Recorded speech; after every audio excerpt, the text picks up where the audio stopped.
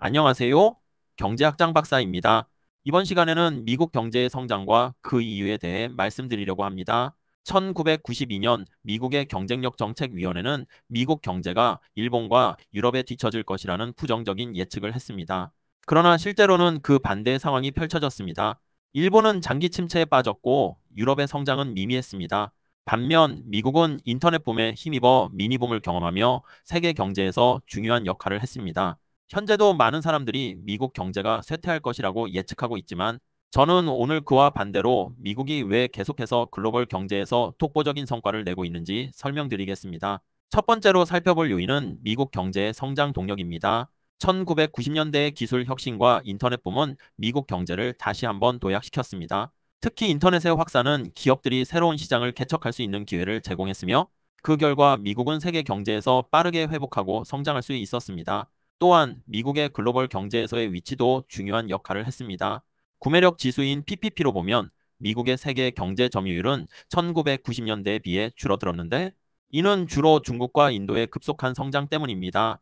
그럼에도 불구하고 미국은 여전히 G7 국가 중에서도 가장 빠르게 성장하는 국가로 남아 있습니다. 다음으로 미국의 경제적 강점을 살펴보겠습니다. 미국은 지리적으로도 인구적으로도 막대한 자원을 보유하고 있습니다. 대규모 소비 시장은 기업들이 아이디어나 제품을 쉽게 확산시킬 수 있도록 해주고 있으며 노동시장은 높은 유동성을 보이며 사람들을 더 생산적인 산업으로 끌어들이고 있습니다. 또한 지난 20년간 미국은 석유와 가스 생산에서 눈에 띄는 성과를 내며 세계 최대 에너지 생산국으로 부상했습니다. 이 모든 것이 미국 경제를 안정적이고 탄탄하게 만드는 핵심 요소들입니다. 미국의 성공은 단순히 시장의 힘만으로 이뤄진 것이 아닙니다. 정부의 정책적 선택과 개입도 중요한 역할을 했습니다. 미국은 다른 나라에 비해 규제를 덜 받는 경제 환경을 제공하여 기업들이 혁신을 이루고 성장할 수 있도록 장려해왔습니다. 특히 2007에서 2009년 글로벌 금융 위기와 코로나19 팬데믹에 대한 미국 정부의 대응은 주목할 만합니다. 과감한 통화 정책과 재정 정책으로 경제 성장을 촉진시켰고, 이는 미국이 다른 주요 선진국들보다 빠르게 회복할 수 있는 배경이 되었습니다. 그러나 미국 경제의 문제점도 간과할 수는 없습니다. 대표적으로 기대 수명의 감소가 있습니다. 1980년대에는 미국의 기대 수명이 서유럽과 비슷했으나 현재는 서유럽보다 약 3년 짧습니다. 이는 비만, 마약, 총기 문제와 같은 미국 고유의 문제들이 영향을 미치고 있습니다. 또한 경제적 불평등 문제도 꾸준히 지적되고 있습니다.